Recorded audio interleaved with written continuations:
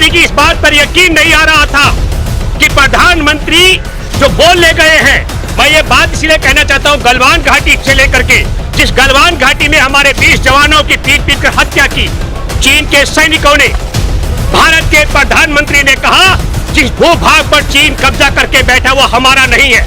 ये संयोग है कि प्रयोग प्रधानमंत्री बोलता है बिहार में जाकर पुलवामा के जवानों की, और पाकिस्तान की संसद में वहां का मंत्री कहता है हमने पुलवामा में आतंकी वारदात से भारत के जवानों को मरवाया। आप सब लोग याद रखिए और सोचिए, भारत की सरकार की इच्छा के बगैर पाकिस्तान की सरकार के बाप की ताकत नहीं है एक भी आतंकवादी को भारत में भेजे। क्या क्या था षड्यंत्र? ये संयोग था कि प्रयोग हमारे देश की खुफिया एजेंसी की रिपोर्ट थी कि पाकिस्तानी आतंकवादी भारत में घुसेंगे पुलवामा में, और हमारे देश में विस्फोट से, आरडीएक्स के विस्फोट से हमारे देश के जवानों पर हमला करेंगे। और हमारे देश में नरेंद्र मोदी की सरकार ने हमारे देश की जागरूक ईमानदार खुफिया एजेंसी की रिपोर्ट को खारिज किया। ये मिली भगत का नतीजा है कि नहीं है? क्या मतलब होता, पूछे मोदी से, तुमने पुलवामा घाटी में खुफिया एजेंसी की रिपोर्ट को खारिज क्यों किया? आरडीएक्स कहां से आया? मैं दूसरा सवाल कहना चाहता हूं, आप सब लोग देखिए, हमारे देश के आला अधिकारियों ने कहा जवानों को जिंदा पहुंचाने के लिए हवाई जहाज उपलब्ध कराओ। मोदी सरकार ने कहा हम जहाज नहीं देंगे। यह संयोग था कि प्रयोग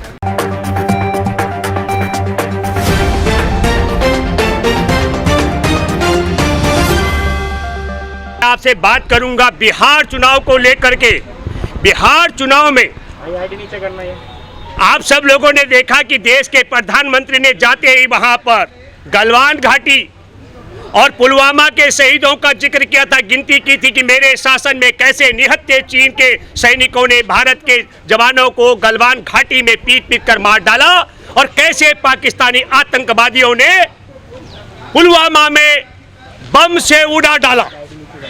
ये मैं इसलिए कहना चाहता हूं, ये संयोग है कि प्रयोग प्रधानमंत्री की इस बात पर यकीन नहीं आ रहा था कि प्रधानमंत्री जो बोलने गए हैं, मैं ये बात इसलिए कहना चाहता हूं, गलवान घाटी से लेकर के जिस गलवान घाटी में हमारे 20 जवानों की पीट कर हत्या की चीन के सैनिकों ने, भारत के प्रधानमंत्री ने कहा जिस भूभाग पर चीन कब्जा करके बैठा वो हमारा नहीं है।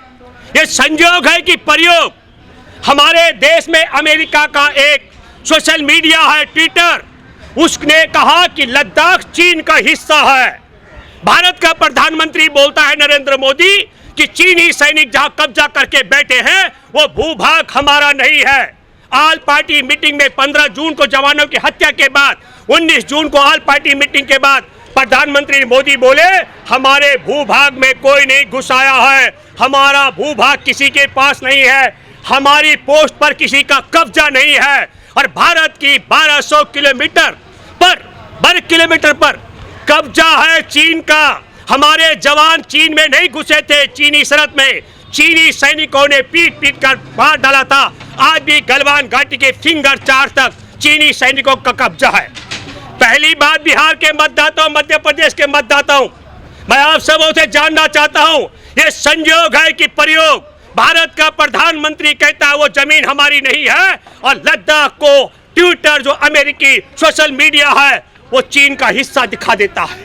यह संयोग है कि प्रयोग प्रधानमंत्री बोलता है बिहार में जाकर पुलवामा के जवानों की, और पाकिस्तान की संसद में वहां का मंत्री कहता है हमने पुलवामा में आतंकी वारदात से भारत के जवानों को मरवाया।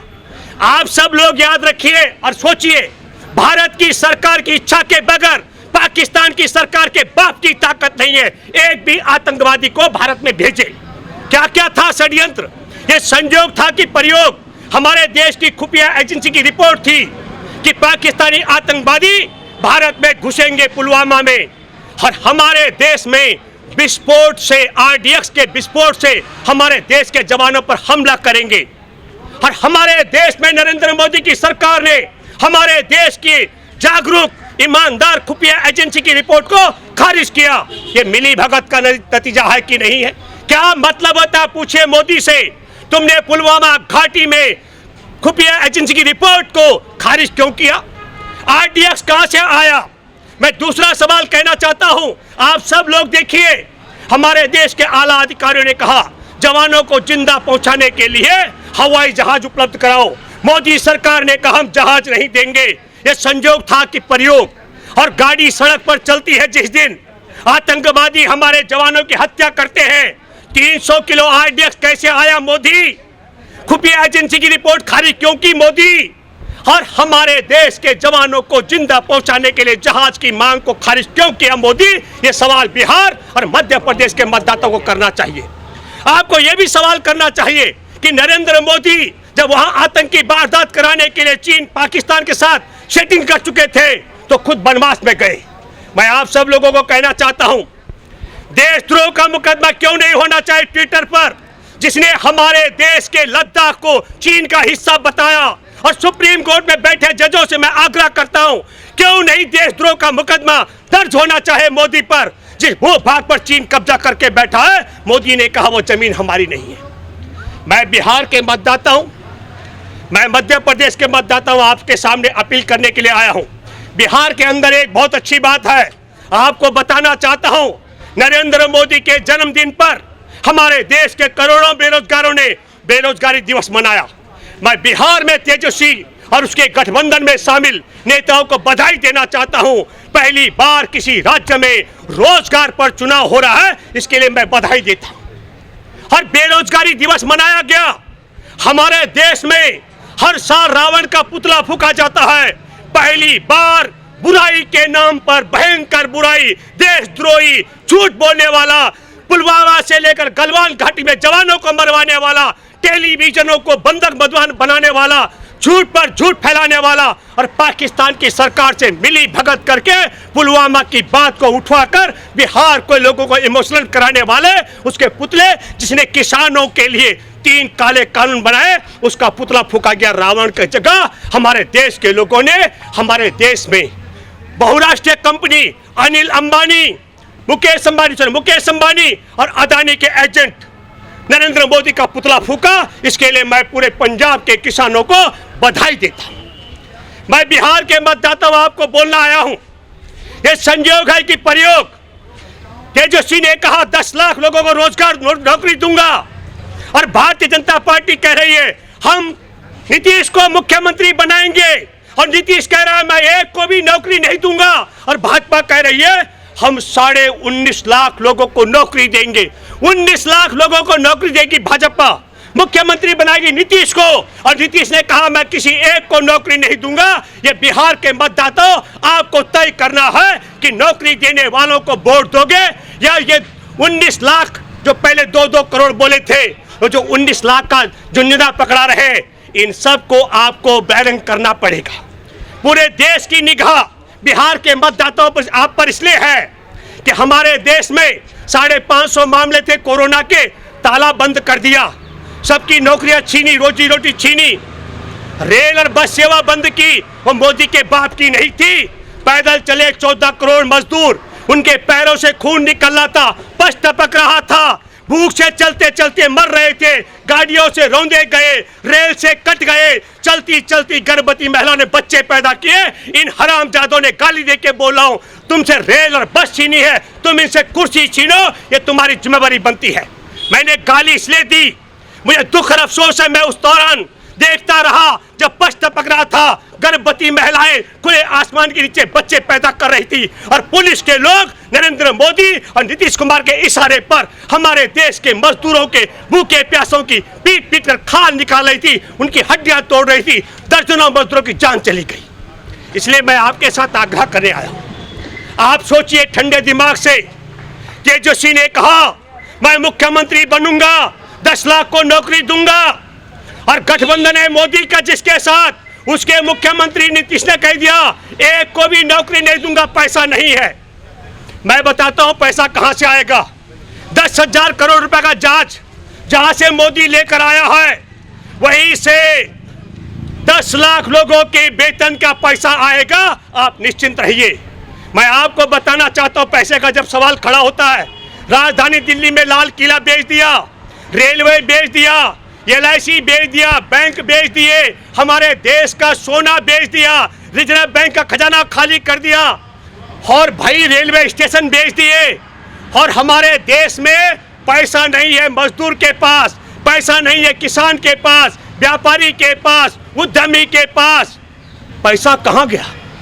नरेंद्र मोदी को पूछो, वो 2-2 हजार के नए नोट बाजार से गायब हो करके, पहले बैंक डकैत इसका नीरव मोदी, विजय माल्या, चौकसी भाई, वो सब लूट के गए। नरेंद्र मोदी ने पैसा कहाँ ठिकाने लगाया?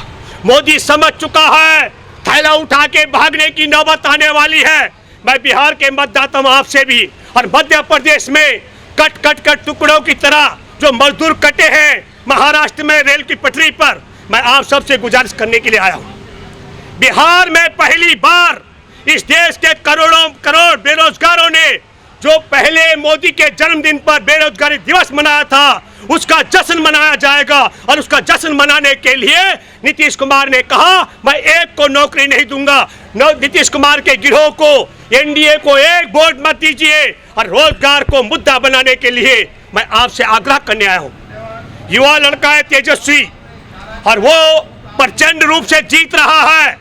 बिहार के एक एक मतदाता को तय करना है। आने वाले वंशजों को रोजी रोटी मिलनी चाहिए कि मंदिर के आगे कटोरा लेकर के घूमने की स्थिति रहनी चाहिए। मैं आपसे कहना आया हूं, आपके सामने, आपको मालूम है भारतीय जनता पार्टी संघ परिवार की सरकार है। संघ परिवार की सरकार चलाने वाला मोदी बोलता है चीन ने कब्जा नहीं किया, और संघ परिवार का मुखिया मोहन भागवत ने कह दिया है कि चीन कब्जा करके बैठा हुआ है।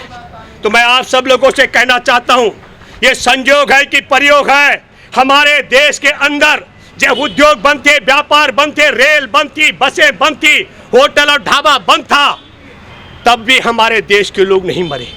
क्यों? किसान हैं हमारे देश के अंदर, और किसानों को इस कोरोना काल के बीच में 3 काले कानून लाए गए। आप सब लोग भली भांति जानते हैं, जमाखोरी से किसानों को लूटा जाएगा कानूनी तौर पर, और फिर हमारे देश के उपभोक्ताओं को लूटा जाएगा। और कॉन्ट्रैक्ट फार्मिंग के तहत आपको मालूम है कि मंडी व्यवस्था खत्म कर दी है। बिहार में 12.5 रुपए किलो मक्का घर में पड़ती है, 18 रुपए किलो का समर्थन मूल्य है, और 7 रुपए किलो मक्का बिक रही है। मैं आप सब लोगों से कहना चाहता हूं, कॉन्ट्रैक्ट फार्मिंग में भी हमारे देश में तबाही आने वाली है। और तीसरी महत्वपूर्ण, जो अभी तक न्यूनतम समर्थन मूल्य का मामला है, उस खेल को भी मोदी खत्म करना चाहते हैं। मोदी ने कहा है हम देश के उद्योग खत्म कर चुके हैं, अगले 50 साल तक देश के उद्योग नहीं पनप पाएंगे, व्यापार नहीं पनप पाएंगे। 14,450 रेल रोज चलती थी भारत में। मोदी के बाप की ताकत नहीं है 14,000 रेल चला पाए। अब कुछ रेल और चलानी है 200-250 के अलावा, और कहा जा रहा है 1.5 गुना किराया लिया जाएगा। हमारी रेलवे व्यवस्था खत्म कर दी। अकेले रेलवे स्टेशनों पर, जो रेलवे स्टेशनों पे आपने स्टॉल देखे हैं, उनमें 15,90,000 परिवार पलते, 15,90,000 लोग काम करते हैं। जो रेल के पर सवारी को पहुंचाने का काम, उसका बोझ उठाने का काम, उन्हें घर पहुंचाने का काम, जो फैक्ट्रियों का सामान बिकता था रेलवे स्टेशनों पर, वो सब तबाही की कगार पर पहुंच चुके हैं। मोदी देश के उद्योगों को खत्म कर चुका है, व्यापार को खत्म कर चुका है, रेलवे को खत्म कर चुका है, होटल इंडस्ट्री को खत्म कर चुका है, साप्ताहिक बाजारों को मार चुका है। अब मोदी के निशाने पर, संघ परिवार के निशाने पर एकमात्र चीज है वह किसानों को बर्बाद करने का और देश के युवाओं का रोजगार छीनने का षड्यंत्र है। नरेंद्र मोदी कह रहा है, उसकी पार्टी कह रही है 19 लाख लोगों को रोजगार देंगे और मुख्यमंत्री नीतीश कुमार को बनाएंगे, और नीतीश कुमार ने कह दिया हम एक भी रोजगार नहीं देंगे। और बिहार में तेजस्वी ने कह दिया हम 10 लाख रोजगार देंगे, नौकरियां देंगे। मैं बिहार के मतदाताओं, आप सब लोग पढ़े लिखे और शिक्षित हैं, ये झूठ बोलने वाले, अफवाह फैलाने वाले, इंसान से इंसान में नफरत कराने वाले, देश के जवानों को चीन और अमेरिका साथ मिलकर मरवाने वाले, और पाकिस्तान में भारत की जेल में बंद आतंकी को पाकिस्तान पहुंचाने वाले, उसके साथ मिली भगत कर रहे हैं। और मैं आपको एक बात बताना चाहता हूं, हमारे देश का राष्ट्रीय सुरक्षा सलाहकार है डोभाल, और डोभाल के बेटे का एजेंट है पाकिस्तान में सैयद अली अब्बास, उसके साथ सेटिंग है, और वहां के आतंकवादियों को क्या क्या पहुंचाना होता है नरेंद्र मोदी अपने सुरक्षा सलाहकार के माध्यम से और पाकिस्तान में अपने एजेंट के माध्यम से करवाता है। यह संयोग है कि प्रयोग है। हमारे देश का प्रधानमंत्री बिना बताए पाकिस्तान जाता है, और पाकिस्तान से वापस आता है तो तत्काल हमारे सैनिक मुख्यालय पर हमला हो जाता है, आपने देखा होगा। तो मैं आप सब लोगों से आग्रह करता हूं कि आप सब लोगों को अपना ध्यान बिहार के और मध्य प्रदेश के मतदाताओं दोनों जगह गद्दारी हुई है। मध्य प्रदेश में गद्दार ने कांग्रेस को धोखा दिया और बिहार में जदयू ने राजद को धोखा दिया। दोनों राज्यों के लोगों को देश के संविधान, देश के इंसान और देश में बेरोजगारी के खिलाफ, देश में संविधान को बचाने के लिए, रोजगार की मांग को कायम कराने के लिए और गद्दारों को सबक सिखाने के लिए आपको अपने मताधिकार का प्रयोग करना है। धन्यवाद। जय हिंद, जय भारत।